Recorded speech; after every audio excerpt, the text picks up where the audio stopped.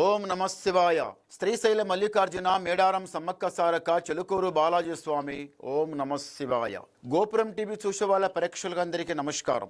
చిలక జోషం అంటే ఆ కాలం అలా ఉంది, ఇప్పుడు గుడుక ఉంది, ఇక ముందు గుడుక నడుస్తుంది. చిలక జోషం అంటే నిజముందండి, నమ్మండి, వినండి. 12 రాశుల మీద ఈ రాశి మీద గురుబలం ఎంత ఉంది, ఈ రాశి మీద శని బలం ఎంత ఉంది, మంచి వింత చెడు వింత చెప్తా వినండి. చిలకమ్మ కన్యరాశి వల్ల శాస్త్రము, కన్యరాశి వల్ల భవిష్యవాణి, కన్యరాశి వల్ల జ్యోతిషవాణి, కన్యరాశి వల్ల గణితవాణి. చిలకమ్మ తీ.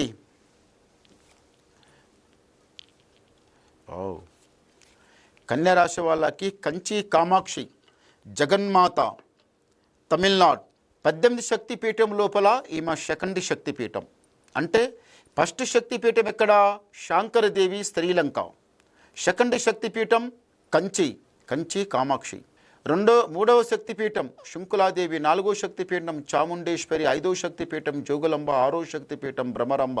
7వ శక్తిపీఠం కొల్లాపురి మహాలక్ష్మి, ఏకవీరిక, ఉజ్జయిని మహాకాళి, పార్వతిక, గిరిజాదేవి, మానికమ్మ, కామరూపిణి, పార్వతిక, వైష్ణుదేవి, విశాలాక్షి, బాసరా సరస్వతి. అంటే 18 శక్తిపీఠాలు, 12 జ్యోతిర్లింగాలు.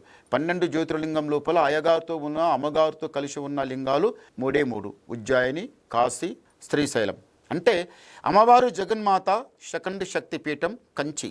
ఎవరైతే అమ్మవారు దర్శనం చేసుకొని వస్తారో చాలా బాగుంటుందండి. ఇలా కాదు అలా కాదు, చాలా బాగుంటుంది. అమ్మవారు శక్తిపీఠం అంటే చాలా పవర్ఫుల్.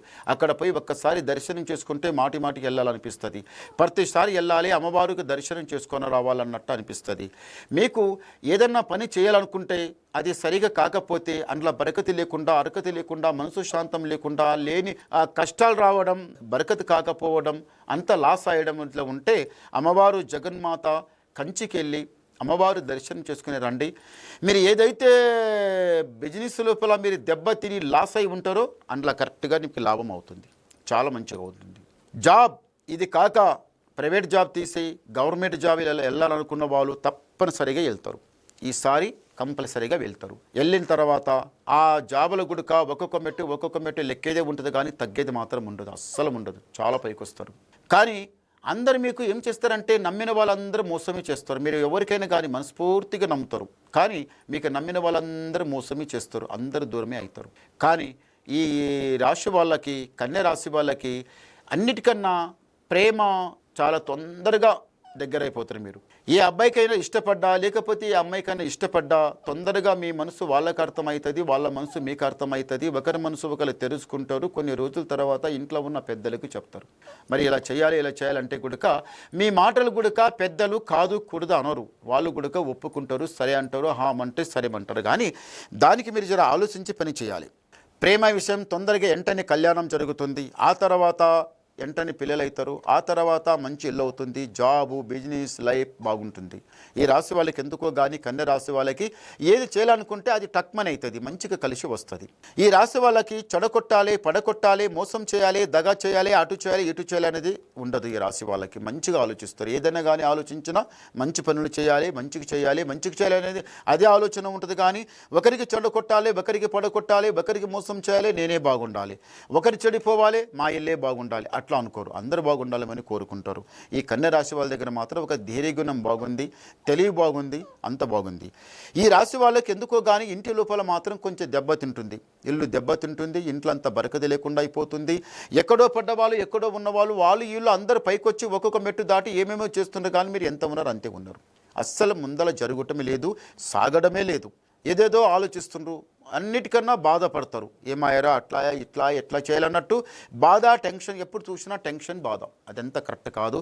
అదంతా టెన్షన్ పెట్టుకుంటే, అదంతా బాధపడితే అది మీరే నష్టపోతారు, మీరే కష్టపడతారు, మీకే మోసం. అది చాలా మంచిది కాదు. ఈ రాశి వాళ్ళకు మళ్ళీ ఒకటి ఏముందంటే కన్య రాశి వాళ్ళకి అన్నిటికన్నా ధైర్యం, సాహసం చాలా గొప్పది. మీరు ఏం చేస్తారంటే ఏదన్నా ఇంట్లోకి వెళ్ళి ఏదన్నా చేయాలనుకుని బయటికి వెళ్ళినంటే మీరు సాగిస్తా, ఇది నాతోనే అవుతుంది, నేను చేస్తా, నా మాట వాళ్ళకి ఒప్పిస్తా, నాతోనే అవుతుంది అని ఇలా సాహసం, ధైర్యం చాలా మంచిగా తెచ్చుకుంటారు. మీరు ఒకరి సపోర్ట్ కావాలి, ఒకరికి ఎవరైనా నాకు సాధారణ చేయాలి, ఎవరో నాకు సపోర్ట్ కావాలి, వాడు ఇస్తే నాకు హిమ్మత్ ఇస్తే నేను చేస్తా కదా అన్నట్టు అట్లా అనుకోరు. మీరు మీ సొంత హిమ్మతు నుంచే మీరు నడుస్తారు. అది బాగుంది. తొందర పడకండి, నిదానం చేయండి. ఇంటి మీద ఏదో దళిద్ర గడియ చాలా చెడ్డగా తిరుగులాడినట్టు ఉన్నది. మీరు తొందర పడకుండా భగవంతునికి నమస్కారం చేసి మీరు నడిసే విధానంలో నడవండి. మీకు మంచి జరుగుతుంది, అంత జయమే జరుగుతుంది, లాభమే అవుతుంది. ఒకటి మాత్రం అమ్మవారు జగన్మాత కంచి కామాక్షి దగ్గర పోయి ఒకసారి దర్శనం చేసుకుని వస్తే మీకు జయం జరుగుతుంది, లాభం జరుగుతుంది, మంచి జరుగుతుంది. ఒకసారి గవ్వలేద్దాం. ఓం నమ శివాయ. 6 బేస్ గవ్వలు, చాలా మంచి గవ్వలు పడ్డాయి. కన్య రాశి వాళ్ళకి ఆదాయం 14, యాయం 2, రాజపూజ ఫలం 6, అవమానం 9. అంటే గురుబలం 14 ఇట్లా ఉంది, శని బలం 9 ఇట్లా ఉంది. అంటే గురుబలం చాలా కొంచెం ఎక్కువ ఉన్నాడు, శని బలం కొంచెం తక్కువ ఉంది. మీరు తొందర పడకుండా భగవంతుని ధ్యానంలో నడవండి, అమ్మవారి ధ్యానంలో నడవండి, మీకు అంత మంచి జరుగుతుంది. ఇంకా మీకు ఏమన్నా కావాలనుకుంటే నాకు ఫోన్ ద్వారా మాట్లాడండి, మీ డౌట్ క్లియర్ చేసేస్తా, ఉన్నది మొత్తం చెప్పేస్తా. నమస్కారం.